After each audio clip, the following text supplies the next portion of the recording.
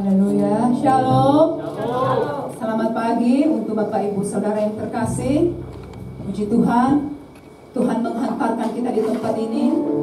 Kita percaya semua karena kebaikan Tuhan, semua karena anugerah, kemurahan Tuhan yang terus boleh kita alami dalam kehidupan kita. Mari kita persiapkan hati kita.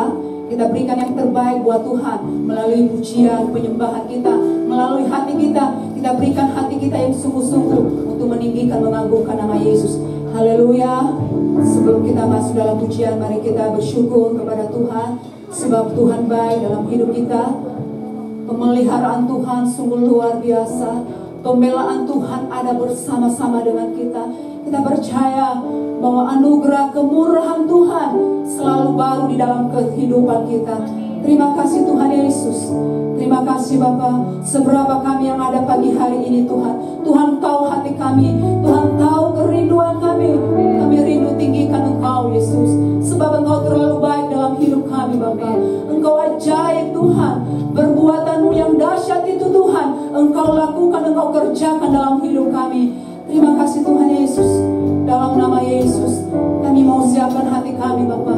Kami mau memberikan yang terbaik buat Tuhan. Kami mau mempersembahkan seluruh hidup kami untuk kemuliaan bagi nama Yesus. Terima kasih Bapa. Terima kasih Tuhan, Engkau urapi jamah setiap kami Bapa. Dalam nama Yesus.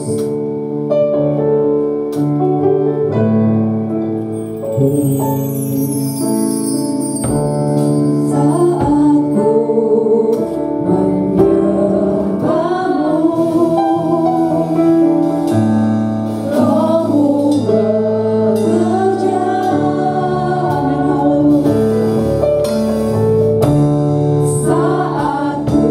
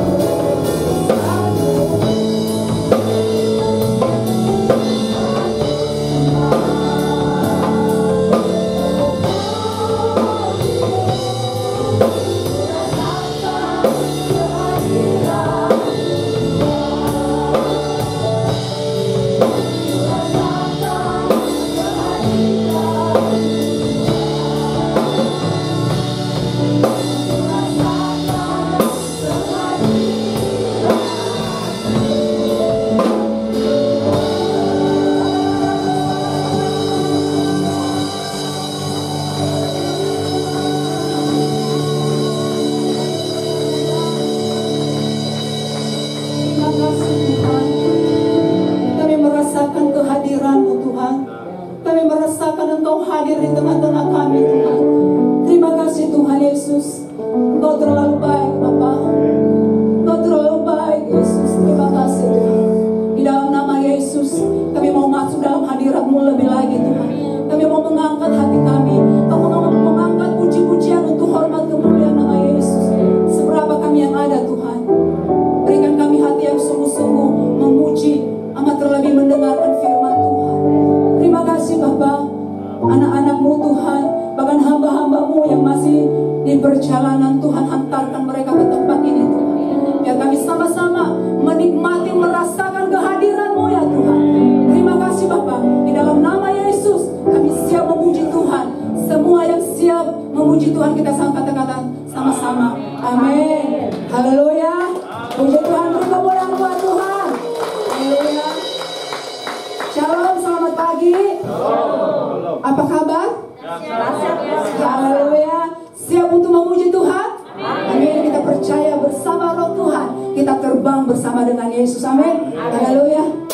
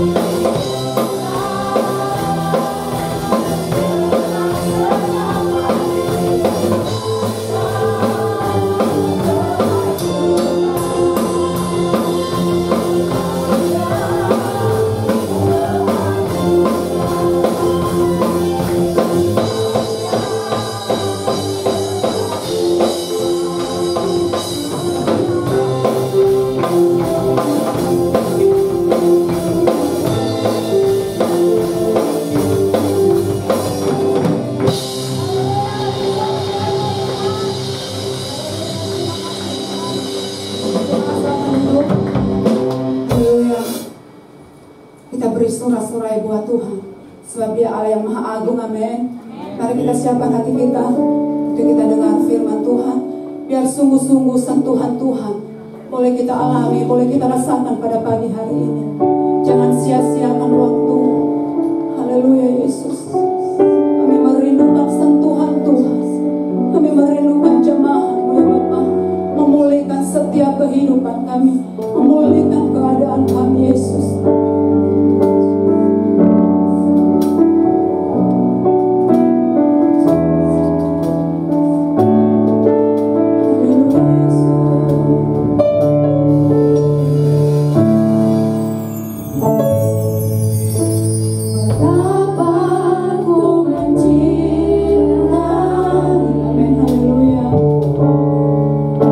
Segala yang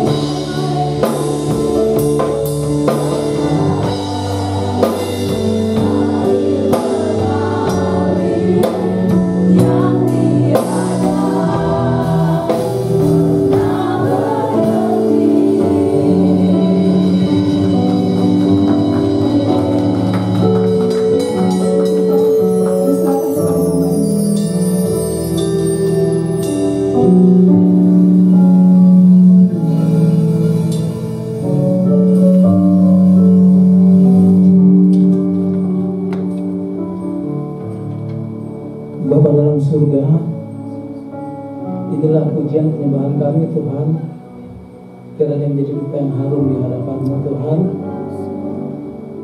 Dan pada hari ini Tuhan, saatnya kami untuk mendengarkan kebenaran firman suara hati-Mu Tuhan. Urapi kami satu persatu Tuhan, ajar kami untuk mengerti apa yang Kau inginkan dalam kehidupan kami semua Tuhan. Kami percaya rencana-Mu indah buat kami semua Tuhan. Kami semua jemaat-Mu tempat ini Tuhan, urapi secara khusus. Dan Roh Kudus ajari kami, agar kami selalu mengerti apa yang Kau inginkan dalam setiap langkah kami Tuhan. Dan pada saat hari ini Tuhan, kami ingin duduk diam di bawah kaki salib-Mu Tuhan. Dan juga saatnya kami untuk mendengarkan kebenaran firman-Mu. Di dalam nama Tuhan Yesus, kami bersyukur, haleluya, amin.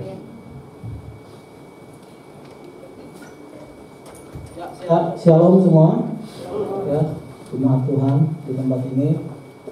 Ya, kita langsung saja ya, tema kita yang diberikan kepada saya mengenai ya, mempelai Kristus.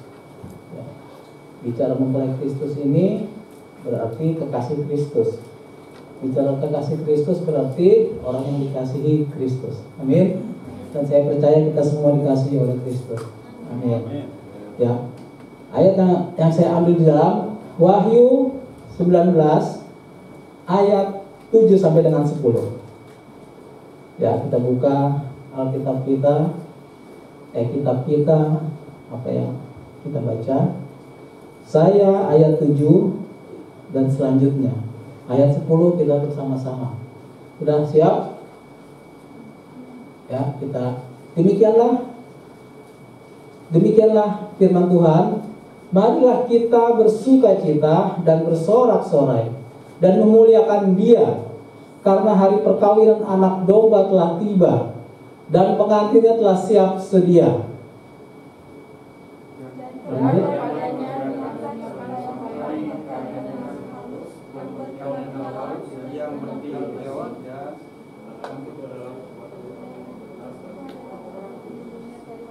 Ya, ayat 9. Lalu ia berkata kepadaku, tuliskanlah, berbahagialah mereka yang diundang ke perjamuan kawin anak domba. Katanya lagi kepadaku, perkataan ini adalah benar, perkataan-perkataan dari Allah. Sama-sama. Maka tersungkurlah aku di depan kakinya untuk menyembah Dia. Tapi dia berkata kepadaku, janganlah berbuat demikian. Hamba sama dengan engkau dan saudara-saudaramu yang memiliki kesaksian Yesus. Sembahlah Allah, karena kesaksian Yesus rohmu. Ya, demikian firman Tuhan. Hari ini kita mempelajari mengenai mempelai Kristus. Bicara mempelai Kristus itu artinya kita berbicara mengenai perkawinan anak domba. Ya, dalam Wahyu 19 ayat 7 demikian firman Tuhan. Marilah kita bersukacita dan bersorak-sorai dan memuliakan Dia, karena hari perkawinan anak domba telah tiba dan pengantinnya telah siap. Demikian firman Tuhan. Pengertian perjamuan kawin anak domba ini, ya, ini kalau kita bicara tradisi dari bangsa Israel, yang mungkin juga sama seperti di Indonesia, ya, adalah suatu pernikahan, ya. Pernikahan yang mempunyai beberapa tahap, gitu ya. Beberapa tahap dalam pernikahan. Orang menikah itu nggak langsung menikah biasanya, ya.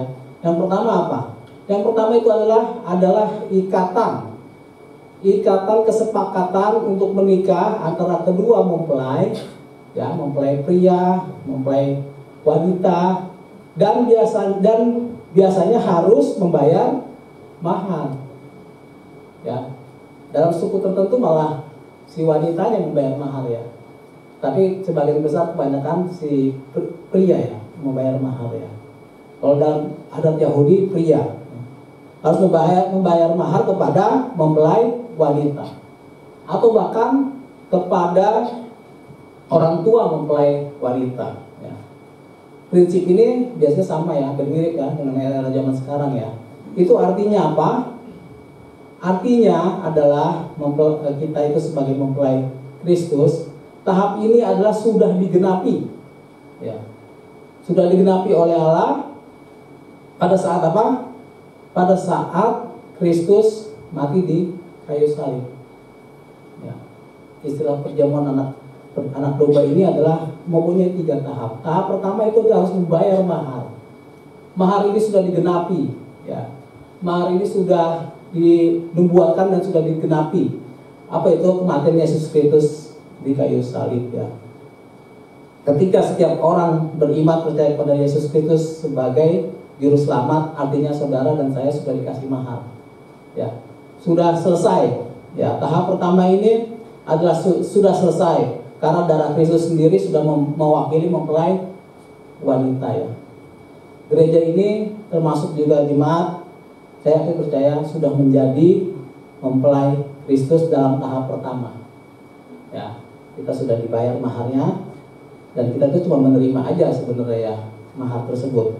Lalu tahap kedua adalah masa yang namanya penantian.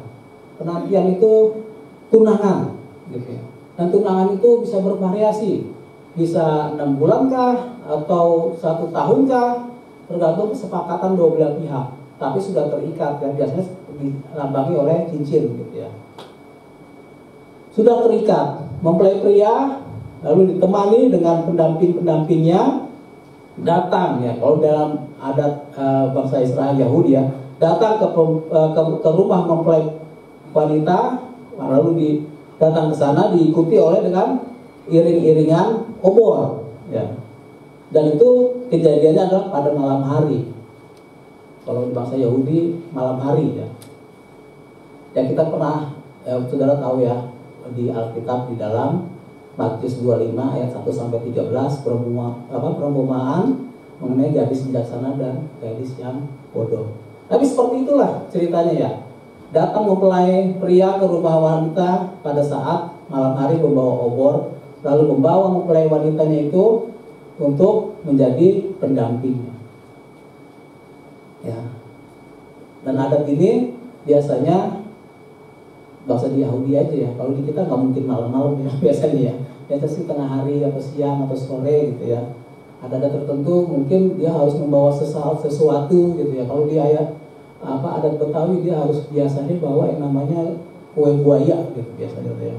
Dan bisa beda-beda lah masing-masing daerah.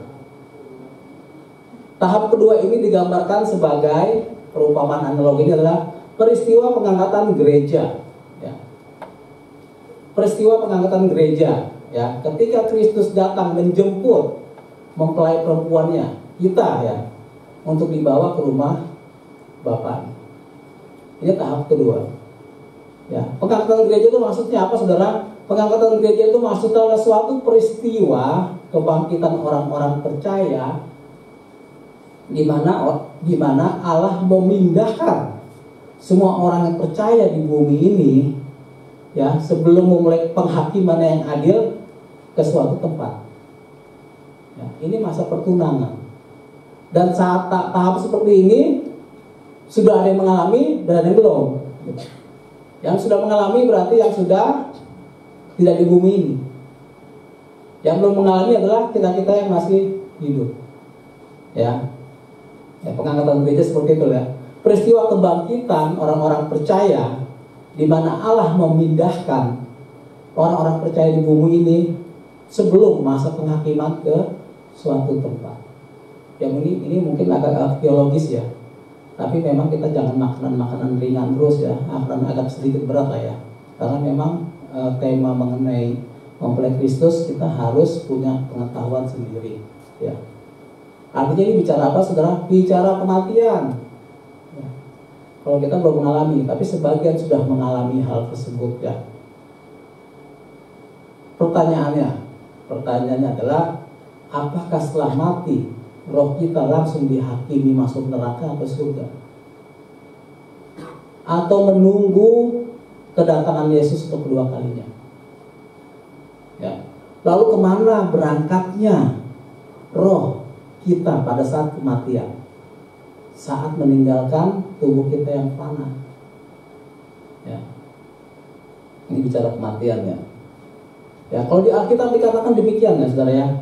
Di Alkitab di dalam Mazmur 16 ayat 10 Ya, Mazmur 16 ayat 10, demikian firman Tuhan, sebab engkau tidak menyerahkan aku ke dunia orang mati, dan tidak membiarkan orang kudusmu melihat kebinasaan. Ya. Artinya setelah kita mati itu, sebagian ada di dunia orang mati. Ya. Ini karena membicara mengenai mempelai Kristus, mau nggak mau kita harus membahas seperti ini ya. Jadi itu adalah dunia orang mati. Ya. Pertanyaannya selanjutnya, apakah dunia orang mati semua orang akan ada di sana setelah mati? Ternyata tidak juga. Alkitab tidak mengatakan demikian bahwa kita setelah mati akan berada di dunia orang mati. Ya. Tapi ada di mana? Sebagian ada di dalam Lukas 16 ayat 22 sampai dengan 23 ya. Lukas 16 ayat 22 sampai dengan 23. Demikian firman Tuhan, kemudian matilah orang miskin itu, lalu dibawa oleh malaikat-malaikat ke pangkuan Abraham. Ya, ayat 23, orang kaya itu juga mati, lalu dikubur, dan sementara ia menderita sengsara di alam maut, ia memandang ke atas, dan dari jauh dilihatnya Abraham dan Lazarus ada dalam pangkuannya. Ya. Ini adalah mengenai ini Tuhan Yesus ya, mengenai perubahan mengenai orang kaya yang mati dan juga Lazarus yang mati. Ternyata orang Kristen itu berbeda ya, setelah kematian itu berbeda. Orang Kristen yang percaya kepada Tuhan, yang taat akan firman Tuhan, ada dua tempat ya. Setelah kita menaik kematian, yang pertama itu akan berada di dalam dunia orang mati, tetapi yang kedua adalah ada di pangkuan Abraham. Ya, pangkuan Abraham ya. Jadi saudara tinggal pilih saja ya. Dalam masa penantian ini saudara mau ada di mana? Mau dalam pangkuan Abraham kah? Atau di dalam dunia orang mati ya. Sedangkan Tuhan Yesus sendiri juga mengatakan di dalam Lukas 23 ayat 43, demikian firman Tuhan, kata Yesus kepadanya, aku berkata kepadamu, sesungguhnya hari ini juga engkau akan ada bersama-sama dengan aku di dalam Firdaus. Artinya pangkuan Abraham itu adalah Firdaus. Firdaus adalah tempat persinggahan untuk orang-orang percaya, orang-orang Kristen yang percaya. Tinggal mau saudara ada di mana, di dunia orang mati kah, atau di dalam Firdaus. Makanya kadang-kadang ya ada kesalahpahaman di dalam, biasanya dalam penghiburan gitu ya. Penghiburan itu biasanya mau nggak mau sih sebenarnya ya, seorang pendeta tuh akan mengatakan biasanya apa, bahwa beliau almarhumah sudah berada di dalam rumah Bapa di surga. Itu salah saudara sebenarnya ya, nggak ada di Alkitab, saya cari nggak ada itu sebenarnya ya. Ini kesalahan yang terus berulang. Yang ada adalah orang tersebut rohnya ada di dunia orang mati atau di Taman Firdaus. Ya, jadi untuk lain kali kita hamba Tuhan tuh, saya juga baru tahu juga sih ya. Ternyata belum ada di rumah Bapa di surga, tetapi ada di masa penantian, di dalam tunangan, ada di Taman Firdaus. Ya kadang-kala kita sudah hidup benar, sudah hidup sudah hidup berkenan dalam Tuhan, tetapi ada kalanya ya melakukan suatu kesalahan, suatu dosa yang fatal sehingga tidak berkenan dalam Tuhan. Ini yang jadi masalah. Ya, belum lama tuh ada seorang salah satu anggota DPRD dari Papua, ya, orang Kristen lagi. Dia mau rakernas di Jakarta. Orangnya baik, orangnya taat pada firman Tuhan, takut akan Tuhan. Tapi dia berangkat hari Jumat, padahal rakernasnya itu hari Senin. Ini pikirannya udah jelek orang ini ya, udah berpikir jelek sebenarnya. Ternyata apa yang dilakukan? Ternyata dia bukan sekedar check in di hotel, tetapi juga ditemani oleh wanita. Ya, ini kisah nyata loh. Ya, ditemani oleh wanita. Lalu karena bapak ini sudah tua, lalu mungkin dia ingin seperti kayak anak muda, dia memakan vitamin-vitamin kebanyakan, lalu mati pada saat seperti itu. Sayang kan? Ya, keluarganya malu, saudara-saudaranya malu, mau diotopsi janganlah katanya, malu. Kalau saya sebagai pelayan Tuhan, saya disuruh penghiburan, saya nggak mau. Kenapa? Karena saya akan berbohong di situ ya, mau nggak mau berbohong. Ya, bahwa beliau sudah ada di rumah Bapa di surga. Nanti orang yang dekat, yang benar sih Pak, orang dia matinya begitu kok, gitu ya. Serba salah tuh ya, yang sebagai penghiburnya seperti itu ya. Itu tahap kedua. Jadi dalam masa perhentian di suatu tempat yang enak bagi orang yang percaya, tapi dia bagi sebagian yang lain berada di dalam dunia orang mati. Ya. Lalu tahap yang ketiga adalah pesta pernikahan itu sendiri. Ya, pesta pernikahan itu sendiri. Kalau di bangsa Yahudi itu bisa mencapai 7 hari 7 malam. Ya, pesta 7 hari 7 malam ya. Kita pernah melihat mendengar kisah di dalam pernikahan di Kanaan kan. Ya, di sana dari pernikahan sampai kehabisan yang namanya anggur. Ya kan?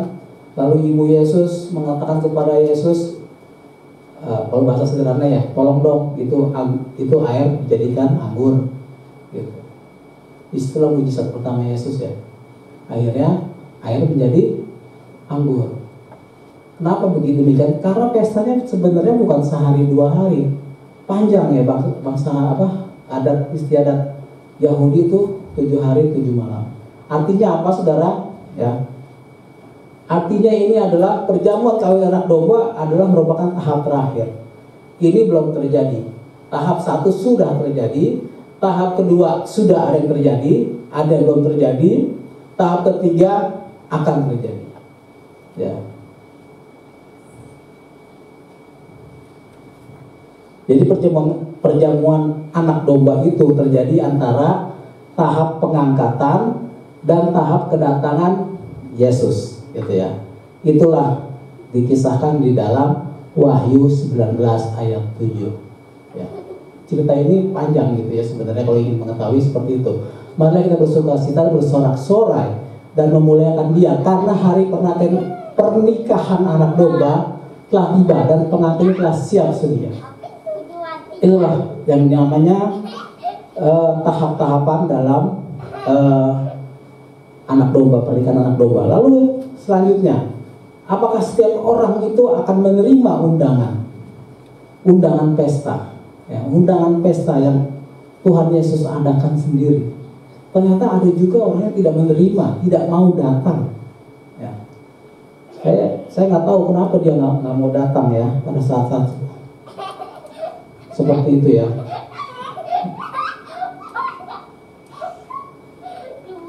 Di Alkitab dikatakan di dalam Lukas 14 ya, sampai 14 ayat 18 sampai 20 ceritanya mengenai perumpamaan yang secara gamblang orang yang menolak undangan pesta kawin anak domba ya. Yang pertama ya, Lukas 14 ayat 18 ya, Lukas 14 ayat 18. Demikian firman Tuhan, tetapi mereka bersama-sama meminta maaf. Yang pertama berkata kepadanya, aku telah membeli ladang dan aku harus pergi melihatnya. Aku minta dimaafkan. Ini kisahnya satu perikop adalah Tuhan Yesus mengundang untuk suatu pesta. Tetapi ada di antara mereka mengatakan minta maaf. Minta maaf yang pertama adalah dikarenakan aku telah membeli ladang dan aku harus pergi melihatnya, aku minta dimaafkan. Bicara ladang itu bicara apa saudara? Ini orang yang menolak undangan pesta adalah bicara ladang. Ladang itu adalah mengenai kepemilikan, mengenai apa yang saudara miliki yang terikat di bumi. Apa itu? Ya harta, ya, apa yang sibuk mengumpulkan harta, ya, dan juga hal-hal yang sifatnya material. Orang-orang seperti ini biasanya menolak, ya, menolak ajakan undangan Tuhan, ya. Bahkan mereka terikat seorang dengan harta dunia sehingga mereka tidak mampu memuliakan Allah dengan hartanya tersebut. Ini yang pertama ya. Yang pertama karena ladang, karena kepemilikan.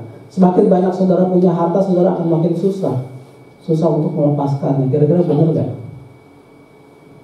Ya. Yang kedua, Lukas 14 ayat 19. Lalu yang kedua, ada lagi yang berkata demikian. Yang lain berkata, aku telah membeli 5 pasang lembu. Aku telah membeli 5 pasang lembu kebiri dan aku harus pergi mencobanya. Aku minta dimaafkan. Ada juga yang menolak undangan pesta dikarenakan apa? Memiliki lembu, ya, dan mau mengusahakan tanah dengan lembu tersebut. Orang seperti ini, perumpamaan yang Tuhan Yesus berikan adalah orang yang sibuk dengan karirnya, orang yang sibuk dengan usahanya, orang yang sibuk dengan pendidikannya, ya, sehingga ia lupa akan perkenanan Tuhan Yesus, ya. Bahkan orang-orang seperti ini rela untuk merelakan kekudusannya hanya demi isi kantongnya. Orang seperti ini biasanya sanggup untuk melakukan korupsi, ya, untuk menjatuhkan orang lain dengan cara-cara yang licik. Ini bicara lembu, ya. Lembu itu adalah mengenai mengusahakan suatu tanah, mengusahakan suatu hewan, artinya bekerja. Dia rela untuk hal tersebut dan dia lupa akan perkenanan Tuhan. Ini orang yang kedua yang menolak undangan Tuhan Yesus. Lalu yang ketiga, siapa yang menolak undangan pesta? Yang ketiga adalah Lukas 14 ayat 20. Yang lain lagi berkata, aku baru kawin dan karena itu aku tidak dapat datang. Ini bicara apa? Ini bicara aku baru kawin, gitu ya. Artinya ini orang yang baru punya istri, baru punya suami, sehingga dia lupa dengan pelayanannya, terlalu sibuk berdua, gitu ya. Lalu setelah itu baru punya anak, baru punya anak. Sebelum punya anak dia memohon-mohon sama Tuhan. Setelah dikasih anak dia lupa dengan pelayanannya, dia lupa dengan menyenangkan hati Tuhan. Sibuk itu ngurusin popok anak, sibuk itu ngurusin baju anak, sibuk itu selfie sama anak, gitu ya. Di sini sih nggak ada, saya rasa ya. Di sono, di Zimbabwe, di sini nggak ada. Ya. Di sini anak Tuhan semua, saya rasa ya. Jadi begitu, karena memiliki istri, karena memiliki suami. Ya, seberapa sering kita melihat fenomena seperti ini ya di luar sana. Ya, dia akan sibuk sendiri dengan dirinya, dia akan sibuk sendiri dengan pasangannya, bahkan dia sibuk dengan buah hatinya. Ya. Ya, inilah orang-orang yang menolak undangan pesta. Ya. Orang-orang seperti ini menolak panggilan Tuhan bahkan tanpa disadarinya. Ya, singkat kata, sebagai orang hendaklah hati kita senantiasa terpaut, gitu ya. Apapun keadaan kita, kondisi kita, mau punya istri, mau punya suami, mau punya anak, mau punya lembu, mau punya ladang, tetap hati kita harus terpaut kepada Tuhan, ya, menjadi skala prioritas. Ya, sehingga kita dalam segi segala kehidupan kita tidak mengecewakan Dia yang memberi kehidupan, yang memberi berkat buat kita. Amin. Ya, jangan terikat sama anak, saudara. Ya. Lalu yang selanjutnya, apa saja sih ciri-ciri mempelai Kristus? Itu tadi orang-orang yang menolak, ya. Orang-orang yang menolak undangan. Lalu sekarang orang-orang yang senang hati, sukacita menerima undangan, yaitu ciri-ciri yang mempelai Kristus. Saya dapati di sini 3 ya, cuma 3 aja ya, karena kalau banyak malah kebanyakan ya. Yang pertama itu memiliki karakter dewasa.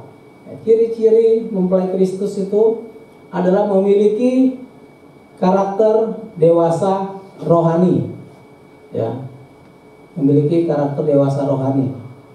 Ya, saya bacakan aja ayatnya ya. 1 Korintus 3 ayat 4 sampai dengan 7. 1 Korintus 3 ayat 4 sampai dengan 7. Demikian firman Tuhan. Karena jika seorang berkata aku dari golongan Paulus dan yang lain berkata aku dari golongan Apolos, bukankah hal itu menunjukkan bahwa kamu manusia duniawi yang bukan rohani? Jadi apakah Apolos, apakah Paulus pelayanan-pelayanan Tuhan yang olehnya kamu menjadi percaya, masing-masing menurut jalan yang diberikan Tuhan kepadanya. Aku menanam, Apolos menyiram, tetapi Allah yang memberi pertumbuhan. Karena itu yang penting bukanlah yang menanam atau yang menyiram, melainkan Allah yang memberi pertumbuhan. Ya. Ini karakter dewasa rohani. Artinya apa sih ini ayat ini? Ayat ini mengenai perbantah-bantahan. Ya. Yang satu mencari perbedaan, gitu ya. Oh, saya ini dari golongan Paulus, saya ini dari golongan Apolos. Saudara tahu Apolos itu adalah penginjil pada saat awal-awal Masehi.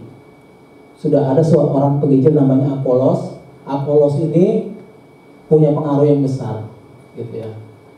Tetapi bedanya kalau Paulus itu adalah rasul, ya, yang bertatap muka langsung dengan Kristus. Kalau Apolos ini penginjilan.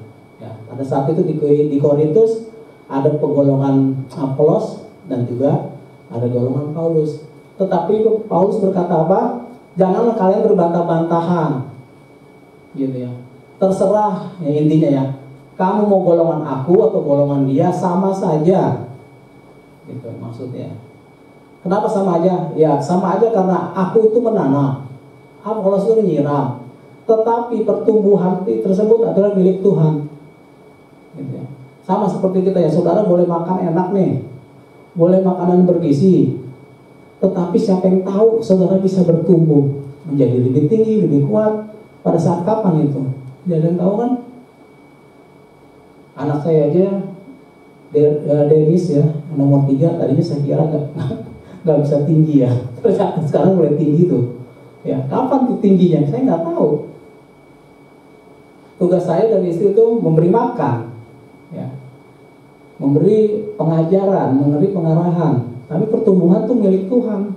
Ternyata ya, tidak ada seorang manusia pun yang bisa memiliki kehendak untuk bertumbuh. Saya ingin tinggi 180, saya ingin tingginya 175, nggak bisa. Karena itu milik Tuhan. Dan yang lebih lagi, pada saat tertentu berhenti dia. Ya kan, pertumbuhan itu, dan kita nggak bisa memaksakan.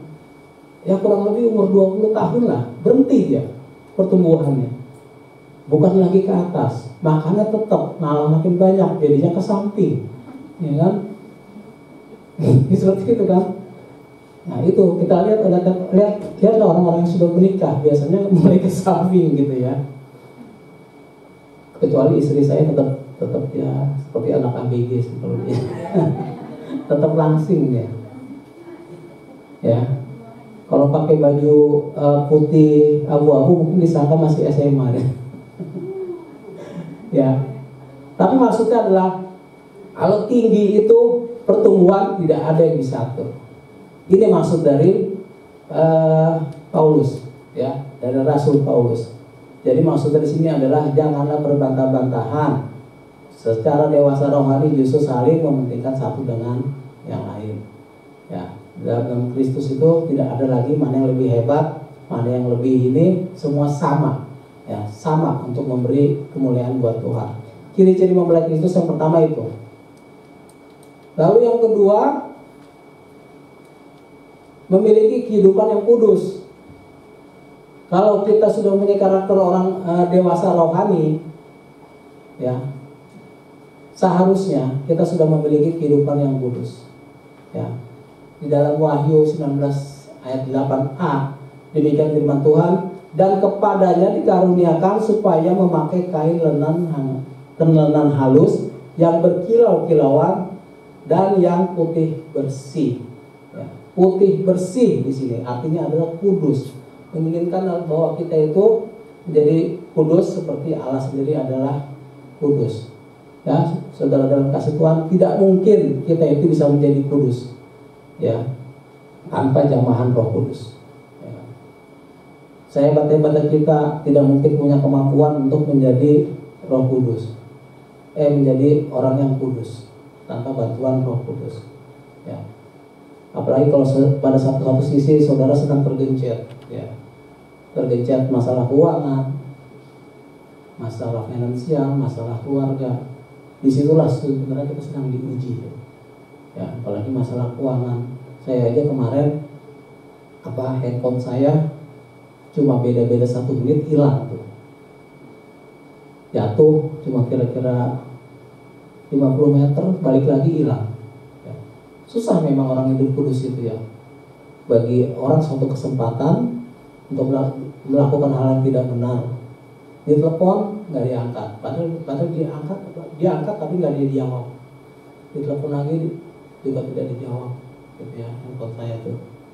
Lalu saya SMS, nggak tahu sih laki atau perempuan pada saat itu ya, soalnya kan dia nggak menjawab tapi diangkat tuh.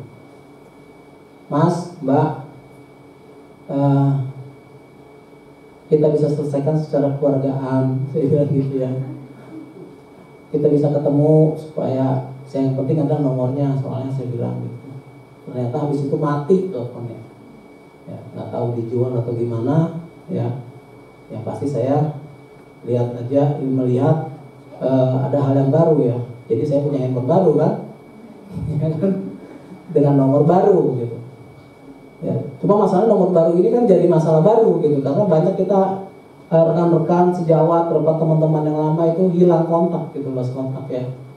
Padahal nggak seberapa gitu sebenarnya. Tapi kok orang melakukan juga hal yang tidak berkenan. Ini adalah masalah kehidupan yang kudus. Ya, apalagi anak-anak muda ya, hati-hati ya, jaga kekudusan. Ya, yang wanita, yang cewek-cewek ya, yang gadis-gadis, jaga kekudusan. Ya, jangan berpacaran di tempat yang gelap-gelap. Ya, karena di sana biasanya kalau 2 orang berkumpul, ada roh ketiga situ ya. Gelap juga itu rohnya. Ya, bahaya ya. Jadi hiduplah dalam kekudusan ya. Lalu yang ketiga, memiliki perbuatan yang benar.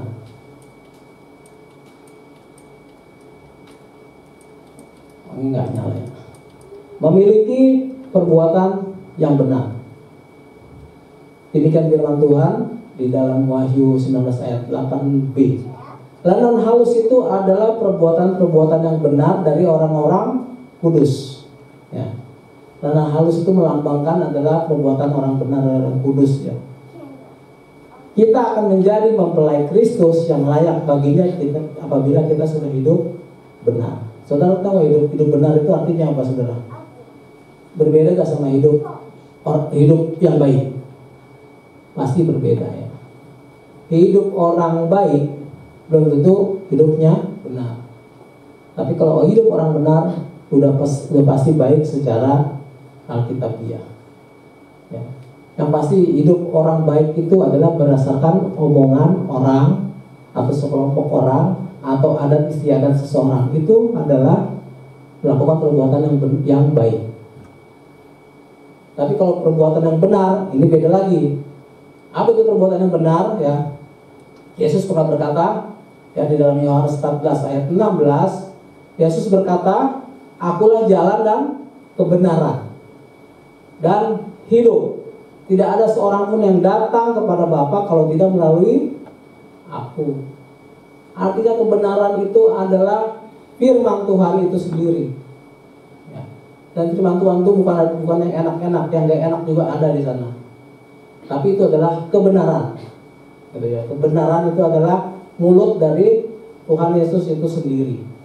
Ya, Yesus bicara kebenaran itu adalah bicara sang firman. Ya. Sang firman itu adalah bicara kebenaran. Dan bukan saja kebenaran itu sendiri, tapi juga membenarkan. Jadi firman Tuhan itu bukan hanya kebenaran, tapi membenarkan kita di hadapan penghakim kita nanti pada saat masa penghakiman ya. Itulah perbuatan yang benar. Dan perbuatan yang benar itu bukan hanya sekedar teori. Ya. Kalau orang-orang Farisi itu tahu kebenaran itu adalah secara teori. Tetapi lebih benar adalah menghidupi firman itu sendiri dalam kehidupan kita masing-masing. Ya, milikilah perbuatan yang benar dalam kehidupan kita. Walaupun terkadang perbuatan benar itu adalah melawan arus. Ya, melawan arus dari hal-hal sifatnya duniawi. Kalau saat ini saudara ya, kalau kita bicara di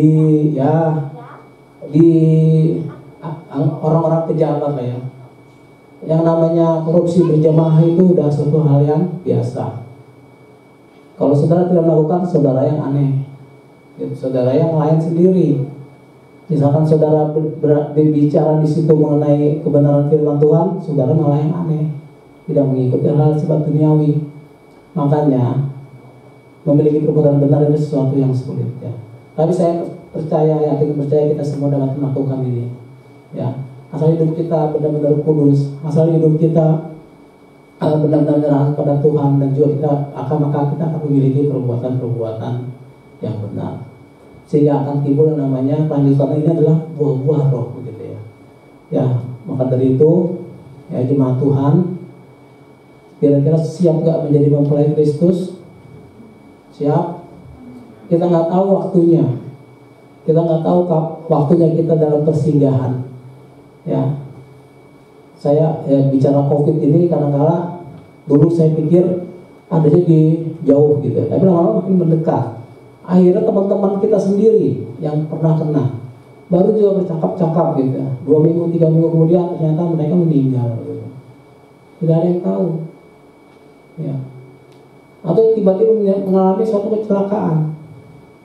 Ya, kita harus siap pada saat seperti itu, seperti perumpamaan Tuhan Yesus mengenai 5 gadis yang bodoh dan 5 gadis yang pintar, yang bijaksana. Ya, siap ya untuk menjadi mempelai Kristus ya. Kita tidak tahu waktunya kapan, dan tidak ada manusia seorang pun yang tahu. Tapi kita harus tetap berjaga-jaga. Kapanpun itu kita harus siap, karena memang tidak bisa menolak. Ya, dan pastikan saudara ada di pangkuan Abraham. Jangan ketika saudara tiba-tiba kaget, kita GR, ternyata ada di dunia orang mati. Ya, jangan sampai. Kita semua belajar, termasuk juga saya, agar kita semua bisa menjadi mempelai Kristus. Amin, saudara. Ya, demikian firman Tuhan. Mari kita berdoa. Bapa dalam surga, terima kasih Bapak, kami boleh mendengarkan kebenaran firman-Mu yang boleh menguatkan, meneguhkan, bahkan menegur kami, bahwa kami mau menjadi mempelai-mempelai-Mu Tuhan. Pada saatnya nanti kami ingin bertatap muka langsung kepada-Mu Tuhan. Ada satu kerinduan kami untuk bertemu langsung dengan Engkau Tuhan, di mana di hari-hari tersebut hari suatu kerinduan yang sangat istimewa buat kami. Kami mau mempertaruhkan hidup kami Tuhan menjadi kekasih Kristus dengan cara hidup yang kudus, menjadi hidup yang benar. Biarlah kami menjadi kesukaan-Mu, menjadi alat dalam kehidupan dunia ini. Terima kasih Bapak, kebenaran firman-Mu telah ditabur, dan biarlah Roh Kudus bekerja dalam jemaat kami agar mereka mengerti apa yang Kau inginkan dalam kehidupan mereka Tuhan. Terima kasih Bapa di surga. Di dalam nama Yesus kami telah bersyukur. Haleluya, haleluya. Amin.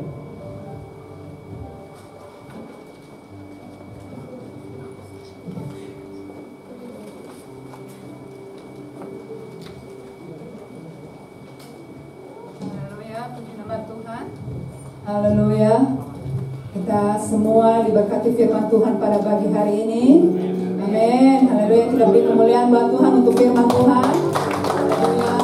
Tuhan memberkati hambanya. Tuhan pakai dengan luar biasa dimanapun hambanya berada. Tiba saatnya kita memberkati gereja kita dengan persembahan kita. Jadi kami minta Ibu Lisa untuk berdoa. Mari kita berdoa. Haleluya Tuhan.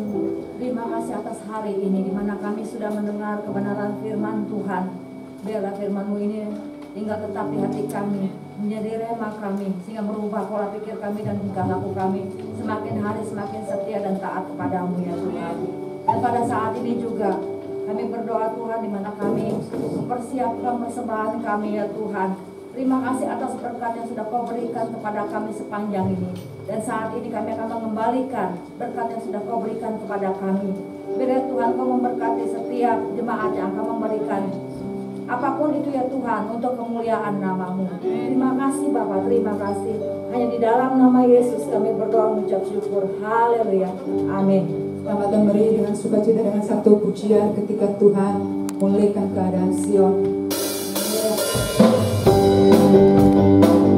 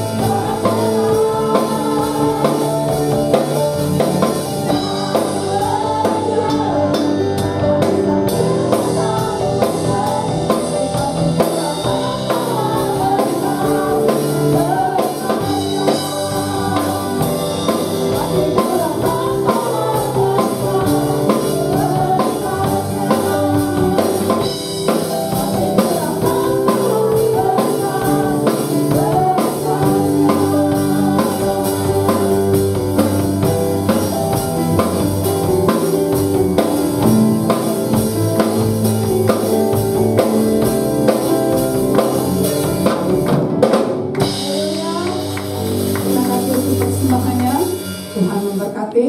Mari kita bangkit berdiri bersama-sama. Kita akhiri ibadah kita pagi hari ini. Kita menaikkan setiap doa syafaat kita, baik gereja kita dan untuk bangsa yang kita cintai. Haleluya Yesus. Segala perkara dapat kutanggung di dalam Dia. Haleluya Yesus.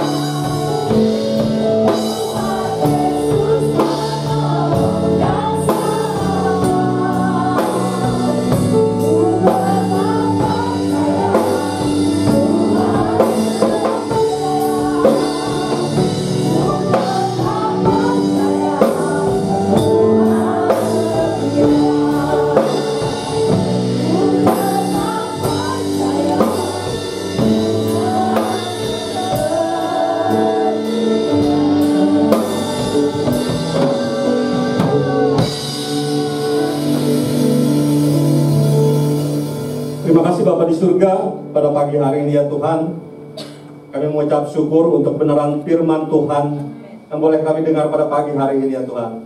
Biarlah Tuhan firman ini boleh menjadi rema dalam kehidupan kami hari lepas hari ya Bapa. Kami percaya Tuhan, pengajaran-Mu, firman-Mu tidak akan sia-sia ya Bapa. Terima kasih Bapa di surga, biarlah firman ini boleh menjadi rema dalam kehidupan kami hari lepas hari. Dan biarlah kami boleh menjadi saleh-saleh-Mu ya Tuhan kelak ya Bapa. Berkati Pak Ferdinand sudah menyampaikan kebenaran firman Tuhan. Kiranya Tuhan terus tambahkan hikmat, marifat yang berasal daripada Tuhan. Engkau memberkati keluarganya, Engkau memberkati pekerjaannya, dan Engkau memberkati pelayanannya ya Bapak. Terima kasih Bapak di surga, juga kami berdoa ya Tuhan untuk setiapnya sudah ambil bagian dalam pelayanan ini ya Tuhan. Kami menyerahkan mereka ke dalam tangan Tuhan. Kami menyerahkan keluarga mereka, kami menyerahkan studi mereka, kami menyerahkan masa depan mereka ya Tuhan. Kami percaya Tuhan, tidak ada yang akan sia-sia ketika melayani Engkau ya Bapa. Terima kasih Bapa di surga, juga kami menyerahkan ya Tuhan Bapak Gembala kami di tempat ini ya Pak, amin ya Tuhan. Dalam nama Yesus Tuhan, Engkau senantiasa taruhkan hikmat, marifat yang berasal daripada Tuhan. Dan biarlah Tuhan Engkau senantiasa memberkati hamba-Mu di dalam pelayanan, Engkau memberkati dalam pekerjaan, dan juga Engkau memberkati dalam keluarga, dan juga Engkau memberkati masa depan anak-anaknya ya Tuhan. Bapak di surga, juga kami menyerahkan ya Tuhan seluruh jemaat kami, baik yang di gereja maupun yang di rumah, baik itu yang sedang sakit, Tuhan jamah dalam nama Yesus. Biar bilur-bilur kuasa darah-Mu menyembuhkan ya Tuhan. Yang sedang sedih itu Engkau hibur ya Tuhan, yang lemah Engkau kuatkan ya Tuhan. Dan biarlah sukacita, damai sejahtera Tuhan senantiasa melingkupi harus mereka di rumah masing-masing ya Bapak. Terima kasih ya Tuhan, kami menyerahkan juga bangsa dan negara kami ke dalam tangan-Mu ya Tuhan. Pada masa pandemi ini ya Tuhan, banyak jiwa-jiwa yang terhilang, banyak jiwa-jiwa yang putus asa ya Bapak. Tapi kami yakin dan percaya Tuhan, Engkau akan menjamah bangsa kami, Engkau menjamah Indonesia, dan biar pemulihan di negara kami ini ya Bapak.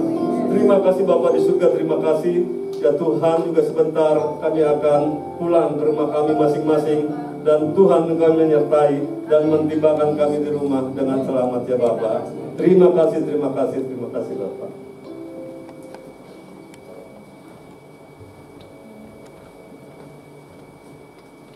Sebelum kita sudah berkat daripada Tuhan, marilah kita berdoa sesuai dengan apa yang ajaran Tuhan Yesus kepada kita. Bapa kami yang di surga, berkatlah nama-Mu, bukanlah kerajaan-Mu, jadilah kehendak-Mu seperti di bumi di surga. Berikanlah kami pada hari ini makanan kami secukupnya, dan ampunilah segala kesalahan kami, seperti kami juga mengampuni orang yang bersalah kepada kami. Dan jangan membawa kami dalam pencobaan, tapi lepaskanlah kami daripada yang jahat. Karena Engkau punya keasyian dan kuasa dan kemuliaan sampai selama-lamanya. Dan tibalah waktunya kita untuk menerima berkat daripada Tuhan. Angkatlah kedua tanganmu, amini dan imani janji berkat yang telah Tuhan sediakan buat kita semua. Tuhan melindungi dan memberkati engkau. Tuhan menyinari wajahnya kepadamu dan memberi kau sukacita. Tuhan menghadapkan wajahnya kepadamu dan memberikan damai sejahtera. Tuhan membuka tingkap-tingkap langit dan mencurahkan berkat-berkat di atasmu, sehingga hidupmu berkelimpahan dalam berbagai-bagai hikmat dan kebajikan. Kiranya kasih daripada Allah Bapa, kasih daripada Allah Anak Yesus Kristus, melalui persekutuan dengan Roh Kudus senantiasa menyertai kita sekalian. Mulai saat hari ini sampai dengan Maranatha, Tuhan Yesus datang kedua kalinya. Mari kita yang percaya telah menerima janji berkat daripada Tuhan, sama-sama kita katakan amin. Selamat hari Minggu, Tuhan Yesus berkati. Haleluya, kita bersaat teduh.